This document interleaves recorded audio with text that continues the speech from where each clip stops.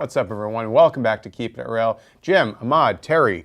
Ahmad, back by popular choice. You went over great last week. This is, I think, was it your first or second Keepin' It Real? Second, right? Was it? Third.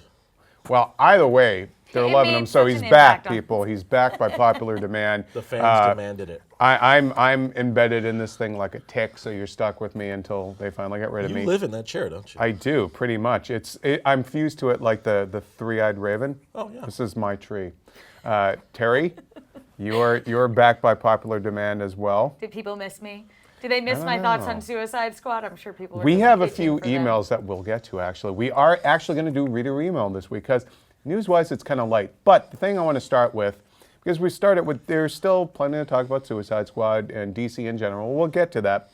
But I want to kind of switch it up this week because the last 2 weeks we've done like leading off with DC stuff. So let's talk about Star Wars. With Rogue One dropped a new trailer right after, pretty much right after we recorded last week, Samad. Yeah. So we were speculating about what it would do, but let's talk about our thoughts on Rogue One in general, that trailer in particular. And the international one. And the international one, yeah. Good point. So let me just kick it to you guys. What'd you guys think of that new Rogue One trailer? Ladies first, I guess, yeah. He pointed at Ahmad. He's kicking the can down the road. You know, I think that it's stunning. I think that movie looks so beautiful, and it's funny, Sean Finnegan, who's one of our producers, actually did a gallery that you can find where he just took screenshots of what he thought was like the most beautiful cinematography from the trailer, and I agree with him. Like, I think it is really stunning. I was excited to hear a little bit of Alan Tudyk's voice and see his like new saucy droid. That's what I'm going to keep calling sassy droids of Star Wars. Expect a list. I like eventually. saucy better than sassy. Saucy. Saucy. Yeah, I mean, to me, and I've said this since the beginning, and I feel like I'm really in the minority. I am less excited about the Vader reveal at the end of the trailer than everything else before it. And I think the big difference between this and Episode 7, Force Awakens, is like we're looking back instead of forward, and so there's not as much of a big question as what's going to happen because we know how this ends. That being said, I mean, I'm excited to see Gareth Edwards' vision still, and this trailer I think was a better trailer than the first one they put out, and I'm interested to see a different type of Star Wars movie that might set the tone for how they handle future ones. Yeah, the cinematography was definitely, we're used to, I mean, the prequels gave us a different version of that, where it was a little more confined, even though there were different worlds. And then coming to The Force Awakens, they opened it up, and there was a lot more outdoor shots, which was nice to see that again. And to actually everything being, 90% practical, which was nice again. But this is like big sprawling shots, like big vistas and big backgrounds. So it was really nice seeing. One thing I wanted to mention is the kind of whole Tony Gilroy thing. Yeah. It's very interesting that he was kind of listed as an uncredited writer for a while, and then all of a sudden the reshoots happened, and now he's getting a screenwriter credit, which seemed to, that escalated quickly. Well, yeah, the union definitely, I mean, those credits are set by the Writers Guild of America, so clearly he contributed enough to warrant having authorship of the movie, shared authorship. Whether we feel that in the movie or not remains to be seen, right? That's always what's interesting when you have someone who's not your original writer suddenly have a lot more of their voice in there. Does it feel But he's collaborated with Gareth Edwards before, the director, on Godzilla. And he comes from a family of screenwriters. His brother is one as well. I believe Dan. Which one? Yeah, which is the one who's married to Rene Russo? It's Dan, I think. I think it's Dan. Oh no! It's how many brothers? Who's the guy? Which one of them did the Gyllenhaal movie about the reporter? Nightcrawler. Nightcrawler. It was Dan. I thought that right? was Dan. Yeah. Well, he's the one who's... Anyways, far afield of that. But I think it's... I'm going to weigh in on the trailer. I didn't think it was that different from the first one. I thought it was a lot of the same bits. Again, there were some new ones. I thought the international one was interesting in that they had... Spoiler, I guess, but it's in a trailer... Well, the international trailers did kind of spoil a reveal about... Which was Force Awakens. Previously. Oh. About the one where they're like, I'm waiting for my family. Like, that was left out of all the domestic ones, but right near the end, like with just 4 weeks to go, they put out this international one where her line to BB-8 comes up. And so that kind of confirmed a lot of people's kind of suspicions.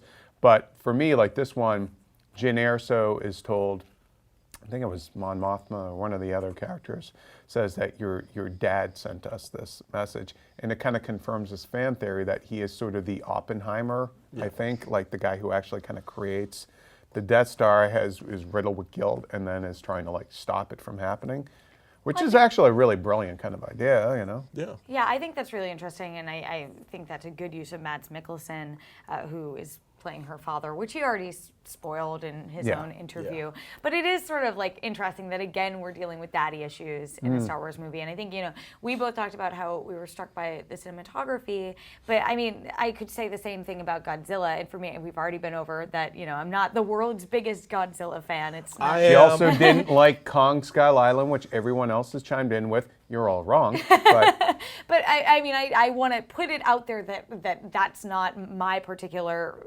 fandom or fan interest. But that movie I thought was visually stunning, but didn't really leave an impact beyond that. And I know my Gareth concern Edwards about tried, this one.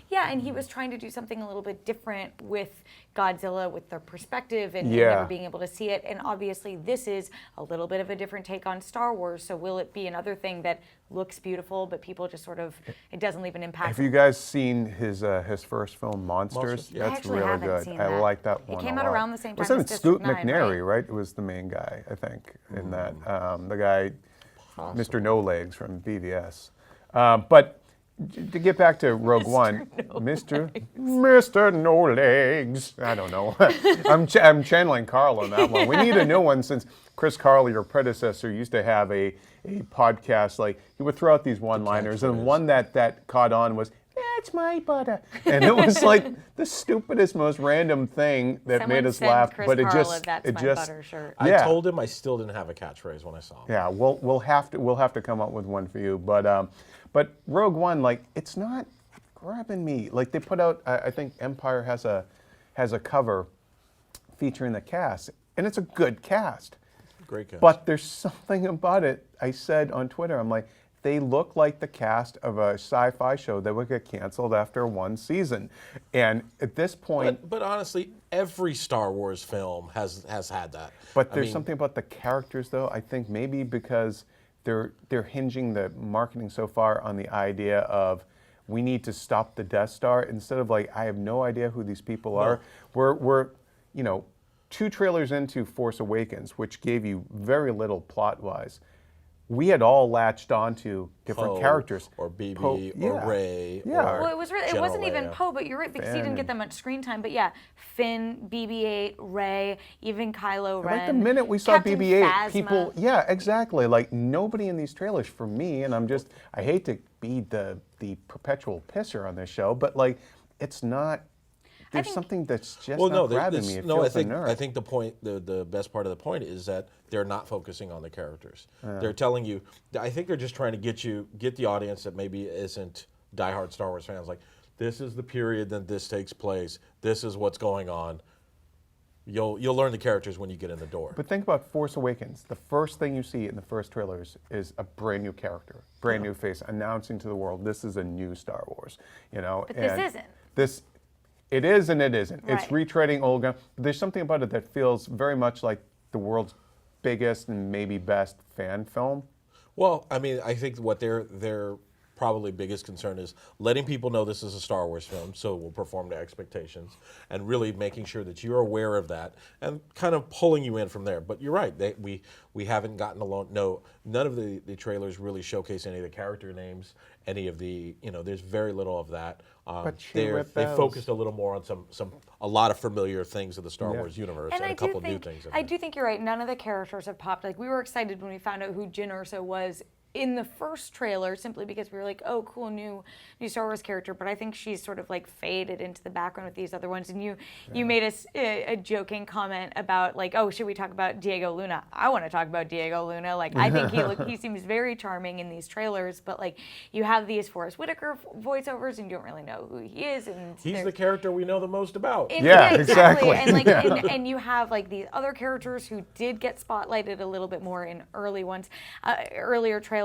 but not so much here. And they're trying to establish this is the Death Star beforehand without just saying before A New Hope, which is all you have to say. Do you think they may have ruin that reveal by showing stuff at Celebration weeks before to an entire audience, including IGN people, and they knew then like the Vader reveal was there. I don't think so, Do you because think I that think moment would the have people popped you if we need to didn't know it was sell coming? with these trailers are the general audience. And I think like I would look back and I would credit the marketing campaign for The Force Awakens and for Jungle Book and for Civil War being the reasons that those movies popped and did so well. Finding Dory, like those films, they really hinged on the marketing campaign.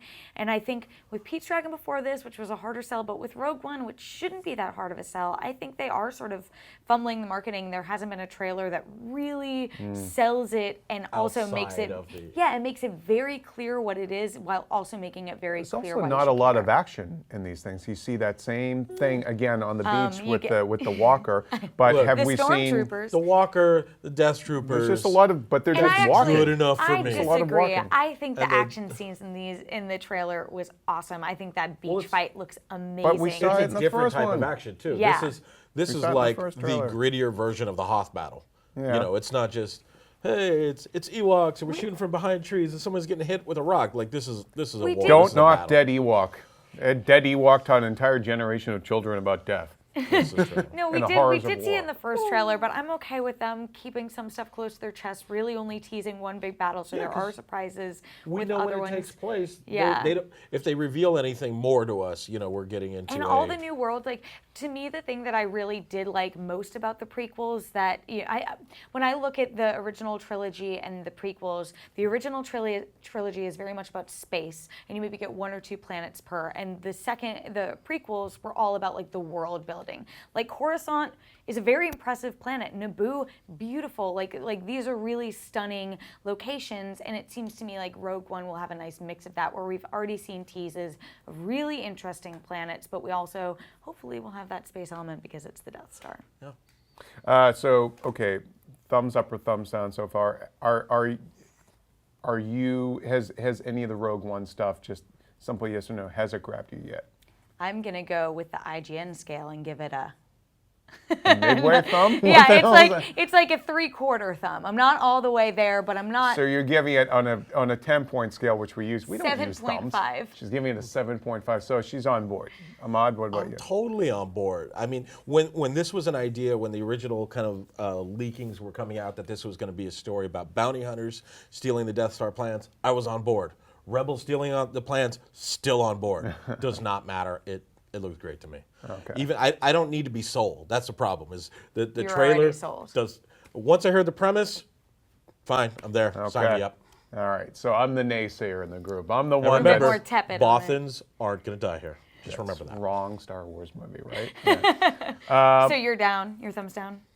I'm You're the one ambivalent. who went with the thumbs? Well, Joshua and I are actually in agreement about like, and it just again like I want to know it's a story about who doing what, and right now I feel like the greatest thing that Jen Erso appears to bring to the table is sarcasm.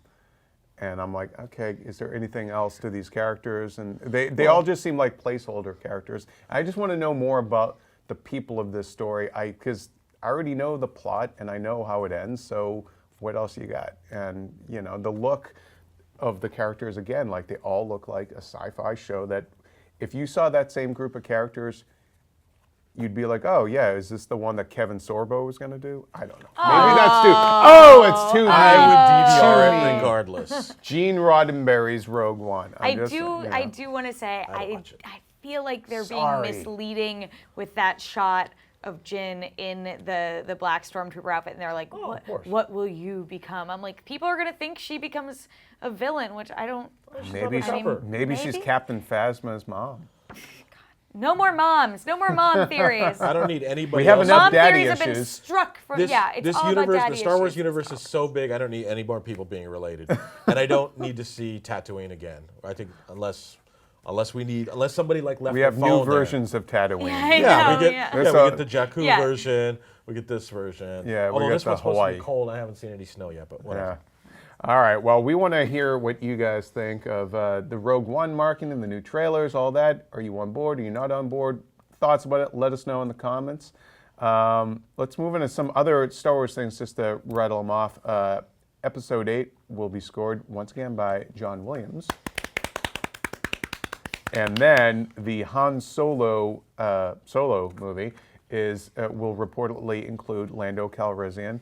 And Birth Movies Death is claiming that Donald Glover is the main guy for it, because in the Nerdosphere, Donald Glover has to be up for Everything. Yeah. It's funny because I just talked to him for Atlanta, and then his new FX show, and then like a day later, it came out. The Never fails. I don't know. What do you guys think about him? Isn't he a little too the look. old for young Lando? Because He still Lando looks like he's and 20. Han, I know, but like Lando and Han were about the same age. Alden Ehrenreich's like what, 23, 24, something like that. I think they would look. I mean, I guess we don't know what Donald Glover is doing in Spider-Man: Homecoming, but he's in a high school movie in some role, probably as like a college-age student, I'd guess. I think they would look fine. He's ageless. Yeah, he is.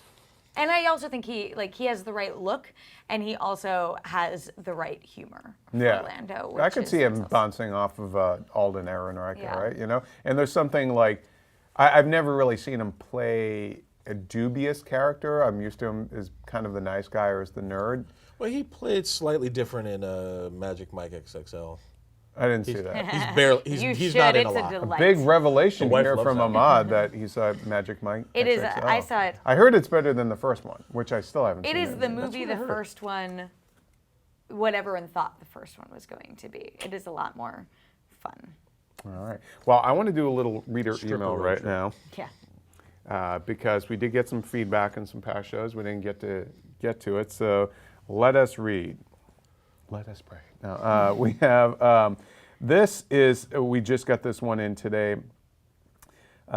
Hey gang, super long time listener of the show and look forward to it every week. Michael asks us, recently David Ayer explained the damage tattoo. This is about Suicide Squad if you haven't caught on yet. David Ayer explained that the damage tattoo in Grill Joker Sports as a casualty to killing Robin. But if Harley Quinn helped kill Robin, then how does he have these during their first encounters? Thoughts? Interesting. Very good catch, Michael. Right? Where Maybe he there were stumped two the band. Robins. Well, there was Yeah. multiple. In some of the flashback scenes that didn't make it to the movie, there's scenes where it doesn't look like she's gone through the full Harley conversion.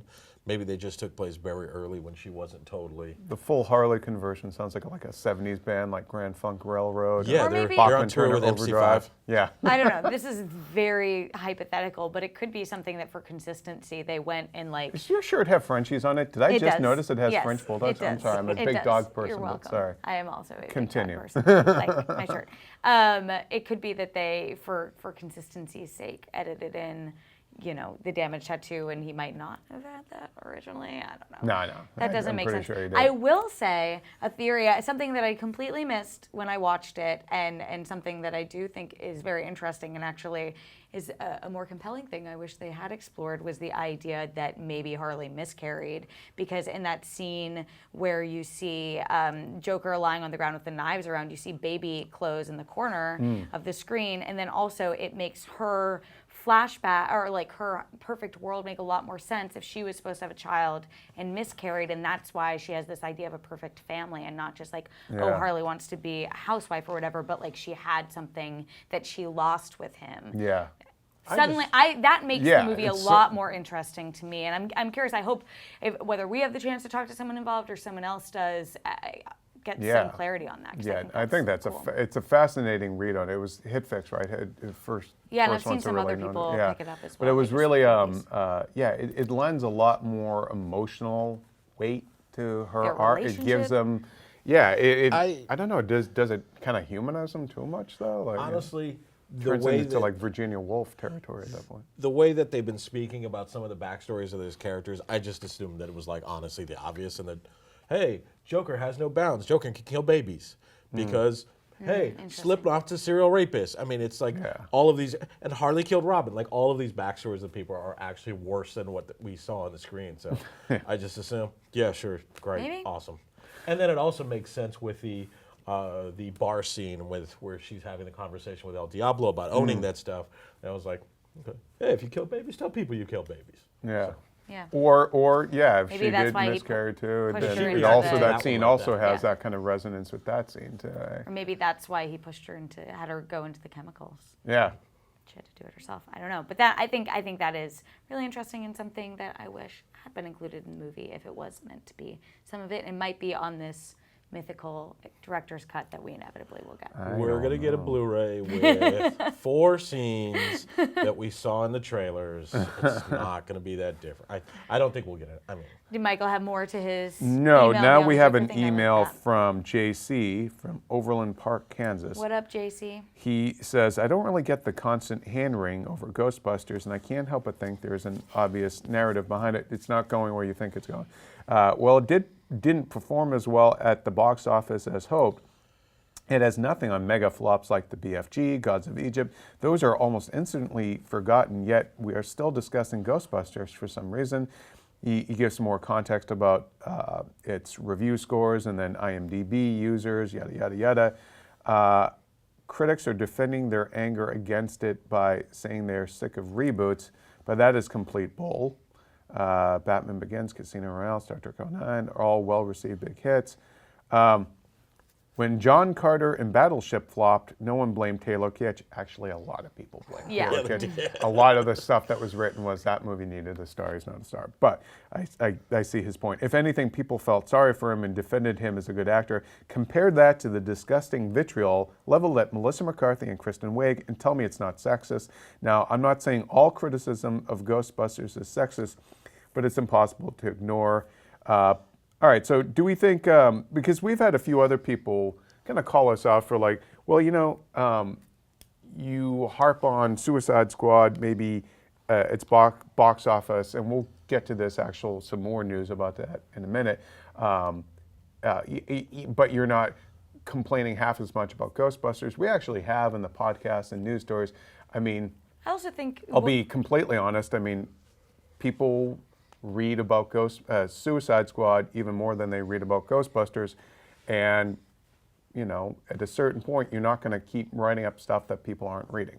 but I also will say, like, people aren't debating whether Ghostbusters was a disappointment. Ghostbusters box office haul was a disappointment for Sony, and the movie itself wasn't great, but also wasn't bad enough to completely write off. So it's somewhere in that middle ground that it does, like, I think the reason we aren't talking about the box office more is because there's not a debate about it. While there are a lot of people, like I had someone say, well, Suicide Squad has made $550 million, and that's how much it cost to make, and it's going to make $650 million. So that's a huge success. I'm like, $100 million is not a huge success. It has to when make 2.5 times what it costs to make. What people aren't also factoring in, and we had a reader, Adolf Vega, wrote to us the other day.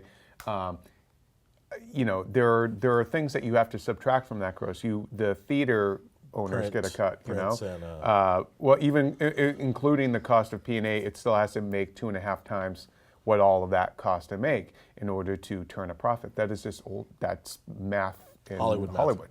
And let's face it, Hollywood accounting has always been legendarily screwy. But it also, you know, we don't know what kind of back-end deals Will Smith was getting to be in this movie, so maybe he gets a cut. Jared Leto, maybe he gets a cut. Every time he bashes the movie, he gets more money. And that actually, good segue, Terry, because the longtime listeners and viewers know I love segues. Going back to the Did we notes. answer the question about Ghostbusters? I think. Oh well, yeah. Also, we're a little more than a little out of the window of it being still in the theaters, whereas Suicide Squad, it's only been in theaters a couple of weeks. So. And there's a much larger sort of picture at stake for Suicide Squad and DC movies and all that than like Ghostbusters, which was supposed to relaunch the franchise, but I mean, it can still relaunch it. I mean, maybe it doesn't get a sequel. It's obviously looking like it's not going there, but they're talking about an animated series in it. That's kind of still a win. If you can throw one more movie out and then throw in a new animated series with new characters or the same characters from the film, that's kind of a win for them, even if they don't get a sequel. So. Yeah. I mean, we should also point out that, like, maybe we did last week, but X-Men Apocalypse is kind of in a slightly similar boat where it made money, but it didn't make enough to, brag hugely about. It's the same. It's the same thing. It's kind of like a wash. Like, what do we do now? Like, it didn't make enough to say run right back out, make another one. And then it didn't lose enough money to be like scrap it all. Like, it just sort of is. And people didn't think it was terrible. People didn't think it was great. It made about as maybe not as much as they expected it to, and it kept moving. It was the same thing with Ghostbusters. Yeah, it was just sort of like, it's like when you get like a slice of pizza that's just, it tastes like pizza. It's not the worst I've had, not the best I've had. Well, I guess I'll still eat pizza. I just don't think I'll have any more this week. Right. It's a bad analogy. No, I like that analogy. You like my pizza analogy? I like pizza. Let me know at Jim Vader if you like my pizza analogy. Segue, though. I ruined your segue. Jared Leto. Suicide Squad. So Jared Leto did a fan event up in Malibu called Camp Mars for his band 30 Seconds to Mars.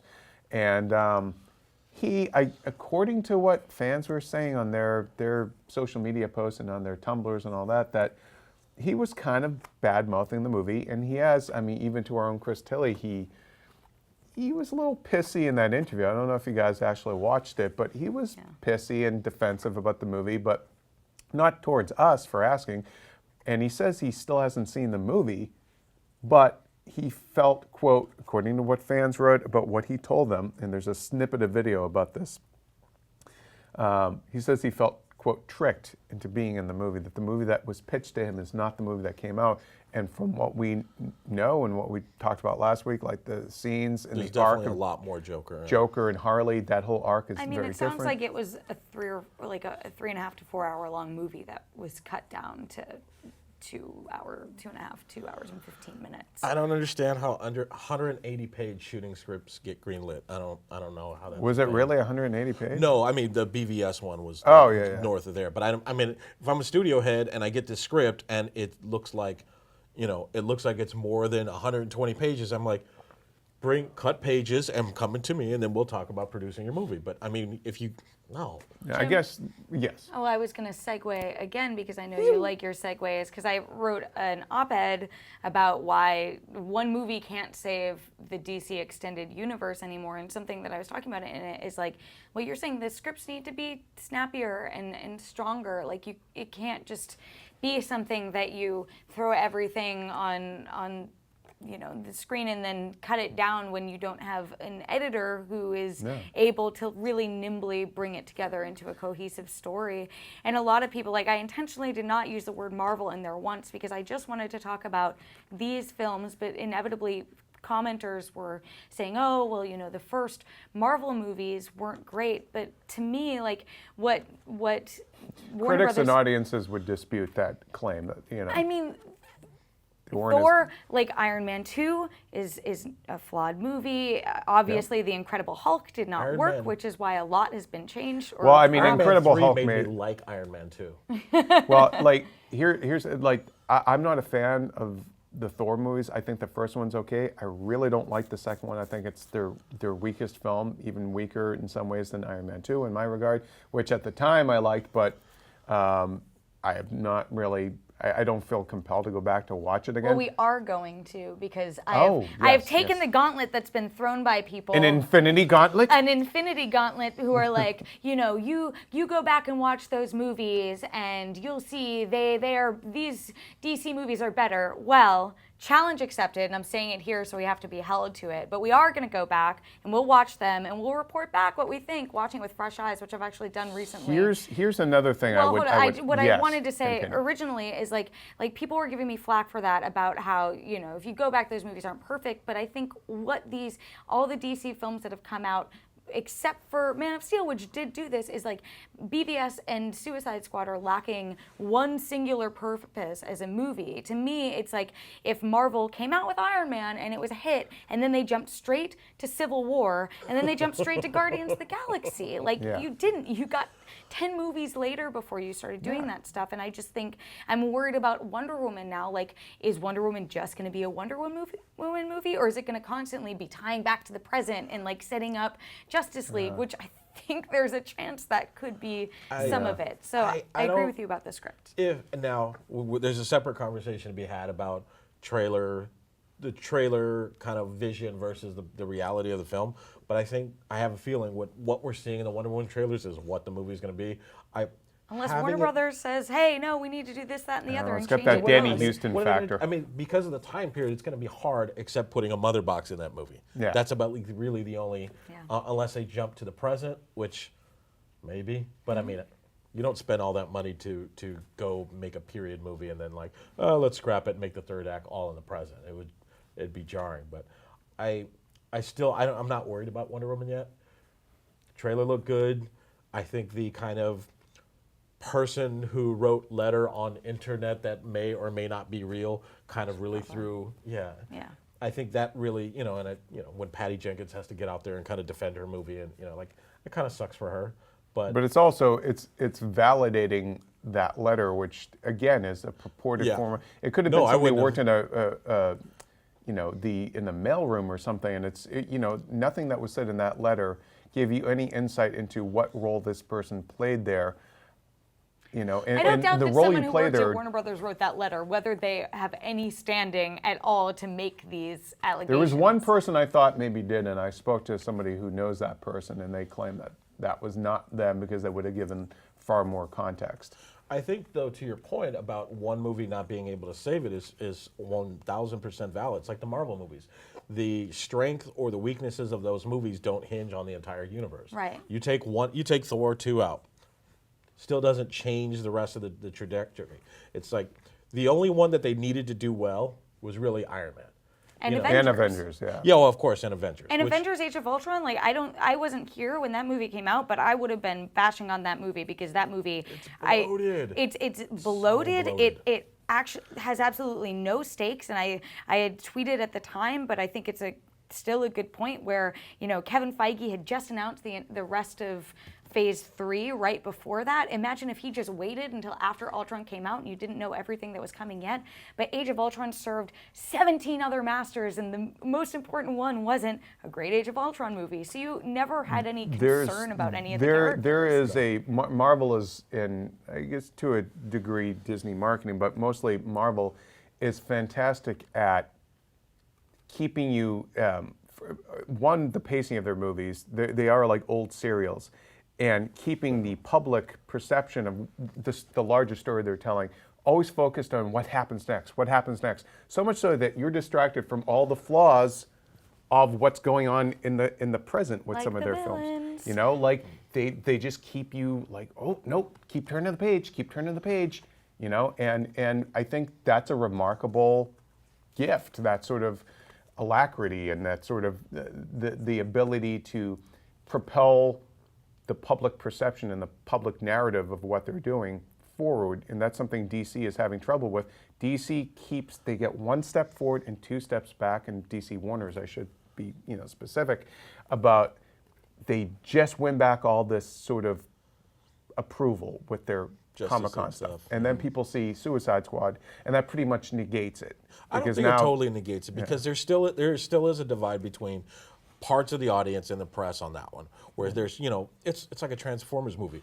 People are like, every there you Transformers go. movie Now you're sucks. selling them. But I'm saying there's parts of the audience that still go and love those movies yeah. regardless. And I don't think Even it's that last press- one they that make was a billion. I don't think Yeah. it's press and No, I'm not saying. fans, though. I think it's really divided among fans at this point. Yeah, no, I'm not saying all press, all fans. It's not a us versus them type of thing. But I think there are definite segments that really like. There is a large segment that really love that movie, and they're still. And last Tuesday, they were still seeing that movie. And there's a segment that is either indifferent or dislikes it. Yeah. But it's not. I don't think it's a monolith. It's at this now point. made, we should just point out that Suicide Squad, according to a company press release today, has made so far $500 million worldwide, a little over $500 million worldwide. Not to keep beating this horse, but there's no real momentum left for that movie to make more. Like if No, especially not opening in China either. Yeah. But I just want to circle back to the Jared Leto thing real quick, because with him basically bad-mouthing the movie and kind of throwing it under the bus in recent days, what now? Do they recast? Do you think Jared Leto will come back to play Joker again? Do you think he's burning his bridges? Do they recast Joker? What do you think? What happens next for Joker? I don't think it's big enough a deal, and I don't think it's made a big enough splash that Warner Brothers feels that they'd have to recast. I think his involvement is going to depend on. I mean, They did do a standalone Suicide Squad movie. I can't imagine a standalone Joker movie. I can't even wrap my head around that. I think the conversation will have to be between him and Affleck and Terrio and whoever's writing that script, or John's, and figure out, is there a place for him in the Batman movie and how big that piece is, whether or not he comes back or not. I agree 100% with that. I think the only place that it makes sense for him to live, unless they do a standalone Harley movie, is in the standalone Batman movie.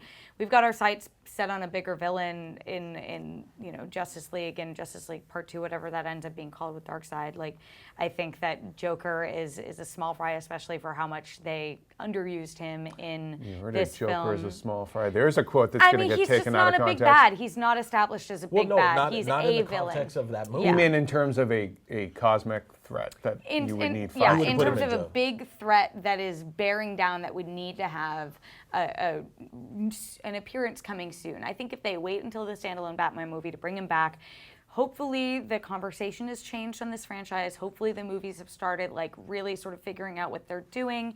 And if they bring him back, it's going to be more in line with what he wants to do. And I think hopefully they'll have a better idea of what to do with him. If they don't bring back Jared Leto, is there anyone that you would be curious to see play that character? So I feel like another now Batman villain. There are so many. Like, why do you need to is reboot? Because he sells He has one merch. of the best. Yeah. But it'll if you can't make it up in box office receipts, you got to make it up somewhere else. And Two-Face is my favorite Batman character and probably my favorite comic book character. But there's a reason why I collect Two-Face figurines and all that stuff. It's a reason why I probably own pretty much everything that's been made, because they don't make a lot, because he doesn't sell merch the way Joker and Harley. But I or mean, they'll Bane still does, put it. you They'll know? still put a Joker toy in the set anyway. Yeah, right, I mean, yeah. honestly, it doesn't. Yeah. There But will be a who- Joker I think shirt and a eventually, Joker toy. eventually they're think? going to have to resolve the Robin thing. It feels like either, it's sort of been haphazardly put in there, or it is leading up to a bigger confrontation farther down the road, which I hope is the case, because I think that's compelling. And I think that's when you bring Joker back in, is when you need to set the record straight about what happened to Joker, or maybe there's more to the Jason Todd thing than meets the eye, if that is the Robin, which... So you have no picks for who would play Joker next. Because think about it, whoever comes in, they don't have to follow Heath Ledger. He actually, I'll give Leto his due.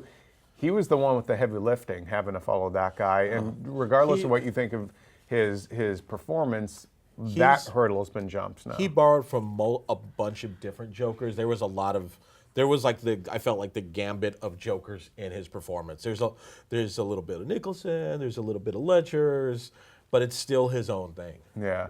All right. Well, back in the day before he became Vision, you go see a movie called Gangster #1, and you watch Paul Bettany in that, and I'm like, he would have been an interesting Joker. But that's all I'll say.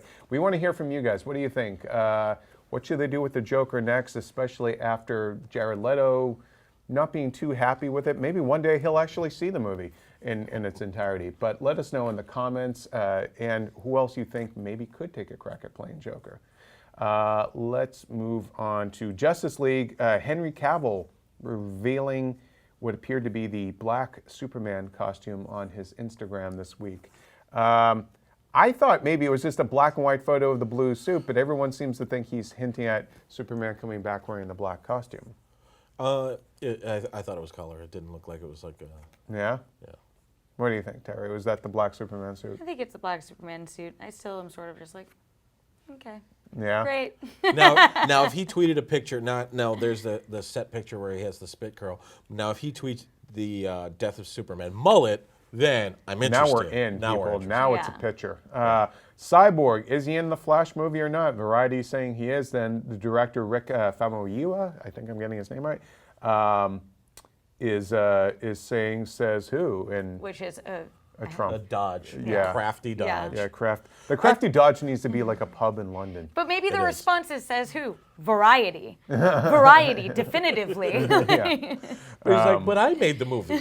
But, having been on, here's a humble brag, having been on the set of Justice League, Ray Fisher, this actor who plays Cyborg, and Ezra Miller, who plays Flash, had great chemistry, and they seem like real buddies. they were like You're hanging coming out back together. actually saying I mean, they're that just kids you and they're thought that hanging out was- together, having a blast in this thing. So you kind of want that energy. You want Vic that. Stone in a blast. That's Yeah. too soon. I think the only reason that you should justify having all your standalone movies come after all your ensemble movies instead of the other way around is if you're going to continue that story and continue those connections. Like we know it's going to be Hulk and Thor in the next Thor movie. Yeah. I think, maybe Cyborg can't carry a movie on his own. Maybe you do a Flash and Cyborg movie, and then he can Both carry a ways. movie on his own. Yeah. Yeah. Yeah, can Flash carry a movie by himself? Can Cyborg carry? I think pairing them off is a good idea. Yeah. Just want to mention this real quick. Don't really have to talk about it, but Adam West, Burt Ward, and Julie Newmar are reprising their roles as Batman, Robin, and Catwoman, respectively, in an upcoming animated movie, Batman: Return of the Caped Crusaders. It's coming out on digital HD on October 11th, and then on Blu-ray on November 1st. They have a I can't very wait. cute trailer. Very cute trailer. We'll talk more about the movie next week. We are almost at time, but I do want to mention Natalie Portman saying she's, quote, she believes she's done with the Marvel movie. She wasn't saying that in any sort of aggressive way. She was asked about it, and she's like, she has no idea when she's coming back. As far as she knows, she's all done with the Marvel movie. They're out of Thor movies. She's not in so- Thor 3, so yeah. I mean, yeah, they've got one more, and that one takes place in space, and I don't think he's, sending Jane up to space. And Do we need Jane Foster to return? I don't think so. I don't think we need like deep love interests in every movie like we Yeah. did in like the first If- phase and some of the second phase. If anybody gets a love interest in that movie, it's going to be the Hulk. So Maybe Lady Sif will finally get her chance at Thor. he still has Deadpool a 2. baby to have. Right. Deadpool 2, now there was a report this week that Kyle Chandler, of Friday Night Lights TV show fame and Blood... A million other things. Blood, what's the Oh, Bloodline, yeah. The Netflix series. Yeah. Is up for the role I of was thinking Cable. Zero Dark 30. Yeah, and King Kong. the Peter Scruffy Jackson one. administrator. I don't know. I don't see it. I don't see Kyle Well, Chandler. That's because as you Cable. want Stephen you, Lang. yeah, you had Stephen we Lang did have him in this of week. Crime Story. And yes, thank you And for going old Avatar. school. He was in for his movie Don't Breathe, and we have a video up on the side of me asking him about the social media campaign about him being, and he says basically it's the fans doing it, and he's just kind of retweeting it, but you wouldn't. I mean, he'll do the picture if you want him to, but What did he say at the end? He was like, he's like rough, scrappy, and old, and I'm old, so I should be him. but what do you guys think And about he's Kyle a little yoked. Chandler? Little yoked. Yeah, I mean Kyle Chandler to me a little doughy for you know. Joey, Throw him in a jail. you saying that Sorry. about Coach? Well, I'm just saying he's not like Look, no. somebody no. did fan art of what he would look like with like silver hair, and they didn't, and he just looked like Newt Gingrich. Listen, No actor in Hollywood looks the way they look in films 90%, 11 months out of the year. Even Bradley Cooper will tell you the one scene in the A-Team where he had abs. He goes, I had those abs for all of 47 minutes. He said the minute they turned those cameras off, I drank water, everything changed. I was a regular dude after that. It's movie magic. You know, Stallone isn't 900 feet tall. Arnold Schwarzenegger is not the biggest guy in the world. And Ron Perlman is not. Like, these people are all larger than life characters. Yeah. So what they look like, 11 months out of the year and what they look like on film, different. I think Kyle Chandler has sold people on him as not just the good guy dad, thanks to Bloodline. And I think he is a good enough actor that the challenge of a villain is something he would rise He's to not the a occasion. villain though. Cable's not a villain. A He's more in the complex character. anti-hero-ish Yeah. zip code. And then Mackenzie Davis from *Halt and Catch Fire* and *The Martian* is also rumored to be up for the role of Domino, who can affect luck. That's like her, but she's a mercenary because I'm going to go to Vegas with her 90s. and Gambit next week, so there you we'll see go. how that goes. Yeah, let's talk about real quick because we're almost out of time. But in the 90s. What about my cards you gave Oh my me? God, that's right. Terry's got all I kinds got of stuff. responsibility Oh this yeah. time. Bullet Go on, points. go on. Oh, did I just ruin your segue? All right. No, that's okay. We got our first look of Bill Skarsgård as Pennywise. Thumbs up, thumbs down. The first full costume. Yes. Still creepy. It's creepy. I mean, I don't really know if I needed a period-looking Pennywise. Like, to me, Pennywise always struck me as like that just kind of grungy, cheap, traveling carnival kind of clown. And this is going for more like the kind of the historical lineage of what clowns looked like from like old Italian The paintings past and is stuff. creepy. Yeah. All I have to see is his face, and I'm like the Roadrunner. So I mean, Yeah. I'm not even seeing. Yeah, his costume. what that full body look gave me a big reminder of more than anything else is that Bill Skarsgård has got a very defined creepy face when he wants it to. So that I think works There's pretty a well. backhanded compliment. Period. Weirdo. Well, I mean, it worked very well in Hemlock Grove. Moving on, Detective Pikachu, we found out that the Thor, Guardians of the Galaxy, and Captain Marvel writer Nicole Perlman and Gravity Falls writer Alex Hirsch are writing the script. Does that make you any more interested in this project? I don't have the horse in the Pikachu race. So. Yeah, neither do I. You don't have a but ponytail saying in the that the Pikachu race. production, I think part of that report, and I forgot to write it down on the card, was production is supposed to start next year. That's more of a concern for me. Is like, Rushing? Or? yeah, is this just going to be some cobbled together thing to kind of, not that Pokemon is like an iron that it will go cold. It's been around for 20 years or more, but We've caught some, I think. yeah, I mean, it just, but to me, it just seems like, let's just rush this thing into production, and it'll be cutesy enough. Did they say when next year? They just said 2017. 2017? I mean, 2017 is a long time. So I don't know 12 that it's months. necessarily We have to get all the nuances of those characters down, Terry. I mean, she's got to be close, if not done, with the Captain Marvel script at this point. Yeah. So I would imagine that she would be taking this on. Gravity Falls has its fan base, gets kids, also gets some adults in there. I think Nicole Perlman has won my faith as being a compelling writer. Guardians is my favorite Marvel movie. I think she really found a way to bring characters like a talking raccoon and a tree that only says its name to be fan favorites. It's a Star Wars movie. We were a bit skeptical about how it could work, especially having her on board has me a bit more excited. And Detective Pikachu is such sort of like, it makes more sense to me than Pokemon Go or some of the other things. So I think they can have some fun with it. First-person Pokemon Go. Are we surprised this took so long? Will Ferrell and John C. Reilly are doing a comedy Sherlock Holmes. I feel like I and saw that Watson. movie already. I don't know when, but That I was feel called like Without a Clue. I feel like Yeah. it already existed. No, it's perfect. I'm sure it'll be great. It was supposed to be Will Ferrell and Sacha Baron Cohen, and that didn't work out. But yeah, I don't know. I mean, They'll cast him I as feel Will like there's enough Sherlock stuff that's been out there in the last few years. I feel like it's a Like bit what- saturated. The market's a bit saturated. Yeah, for I don't Sherlock. really see like. But I you're would not, rather you're see not them going team for up with Sherlock. someone You're else. going for Will Ferrell and John C. Reilly. Yeah, but I feel like And a different rapper. personally, as much as I, really enjoy the Anchormans and Step Brothers of the world, I feel like they are going the way of the Adam Sandler. They're still really funny Whoa. and doing interesting things. Whoa. I know. Controversial But I statement. feel like there's like diminishing returns on their movies. And while they do seem like a good fit for Holmes and Watson, I'm just sort of like, okay, cool. Great. Another thing of the same shtick. I don't think they have any there's any danger of them getting into the direct to Netflix. streaming. Yeah. They aren't that far. Sandler. They aren't that Will Ferrell far. will just do supporting character stuff. If Will need- Ferrell wanted to do TV beer commercials for the rest of his career, I'd be like, I'm on board. He'll get a cable show or something. I will. eventually, You're right. I do need to clarify that. I do not. That was a bit too flip.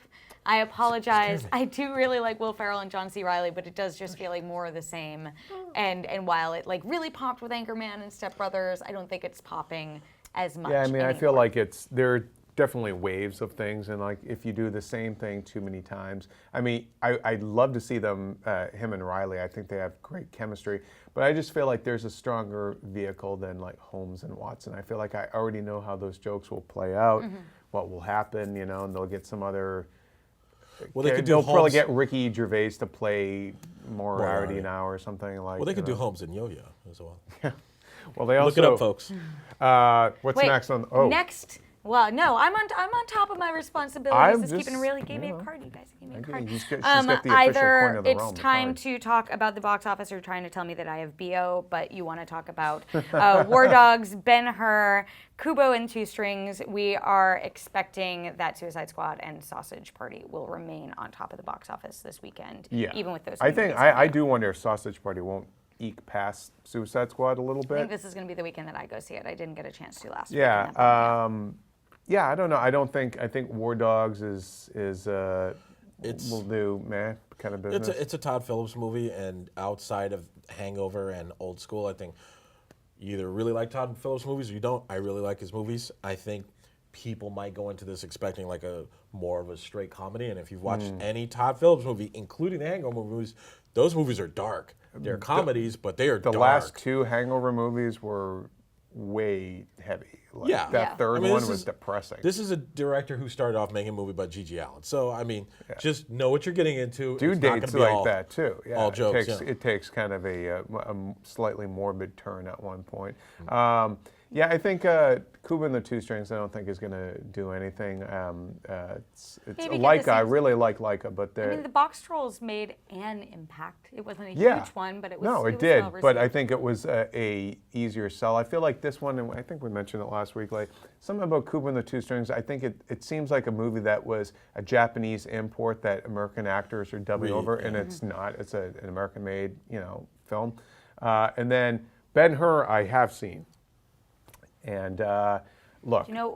The review will be up by the time this goes up. What's the score? Well, Hop on your chariot. Scott's reviewing it. He's scoring it lower than I did. I think he's giving it a 5.8. Don't hold me to it just in case that the score changes. I would have gone like 6, maybe 6.5, but it's not as bad as I thought it would be. But Roma Always a Downey is selling point. Roma Downey is poster. one of the producers on there, and she does all the religious stuff. And I feel like she really wanted to just make a big feature Biblical. film about Jesus, because unlike the Ben-Hur of the 50s with Charlton Heston, where you don't really ever see Jesus, it's actually a really interesting thing. Like, it's all about Heston's reaction to Jesus. You kind of see just like the corner of him and stuff. This is full-on Rodrigo Santoro, I believe it's him, as Jesus. And he was a far more compelling character than Jack Huston's Ben-Hur. And then, poor Toby Kebbell, the best actor, is constantly in like not so great movies. I feel like Dawn of the Planet of the Apes is the exception to that rule, because that's an awesome movie. It's a great movie. And he gives a great performance. He gives a in it. great performance, but like he's got Warcraft, and then he was Doctor Doom last year in Fantastic Four. He was in like Sorcerer's Apprentice, Prince of Persia. Like, he's like All the best winners. actor who can't, and he's the best thing usually in bad movies. So, and Give him a Disney film. yeah. Those have been cut him doing a okay. break. Yeah, so Ben-Hur, not a particularly good movie.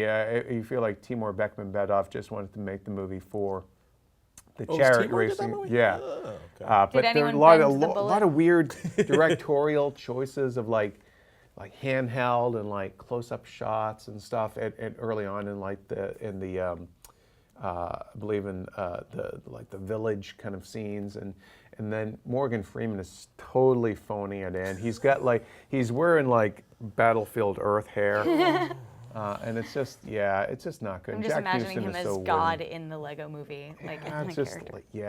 it's not a good. It's not a good movie. It's not as terrible as I thought it would be, but it's actually, the reason why I'm still talking about it is it's shaping up to be one of the biggest bombs of the summer. And it's been a summer that's been fairly flat. Yeah, I mean, it's we've going to had a probably couple make of 12 records, million but this not- weekend, and it cost something like 150 million or something. It cost a lot to make. So, Well, segue maybe to a movie that could be good or bad. I'm not sure. I haven't read Megan's review of it yet. But Kingsglaive, Final Fantasy 15, the new Final Fantasy movie, is also she thought it coming was out. good. She thought it was She's good. given it a 7. If you're on the fence about it, we have 12 minutes The of opening footage 12 minutes. from the movie, so you can check that out. But it is interesting. I mean, there have been 3 Final Fantasy movies. There has been The Spirits Within, which was the first one, which everyone thought was going to be Final Fantasy VII Advent Children, but was not, and everyone hated it, and it was much more sci-fi. I actually liked it at the time. I was younger. I remember it came out at the same time as what was the Matt Damon? Titan AE, and which I actually also really liked. So I guess don't judge my opinion on these things. And Treasure Planet, they all, to me, at the time felt like they had similar vibes. But then there was Final Fantasy VII Advent Children, which was a sequel to Final Fantasy VII, and now they're releasing a big Kingsglaive with Aaron Paul voicing it. That is a tie-in to Final Fantasy 15. Sort of focusing on different characters than the main characters in the game, and adding some more, I think, to like sort of the royal backstory, including a female character, Luna, who is not playable in the game, but is one of the most prominent female characters. And Megan also has an interview with Aaron Paul that'll be up on the site by the time you watch this, and he's the main voice actor in there. We should say Lena Headey and Sean Bean also do voices in there. So Thank you, because I could it's not kind of remember those off the top of my head. slightly So Sean- Game of Thrones reunion there, but So will Sean Bean die? probably.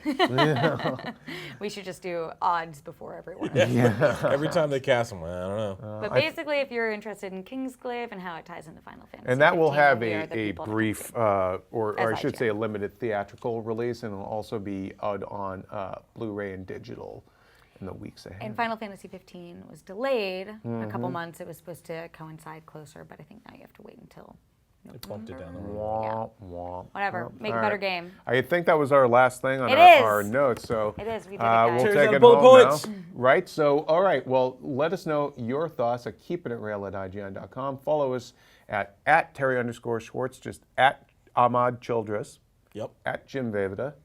For all things movies, keep it here on IGN.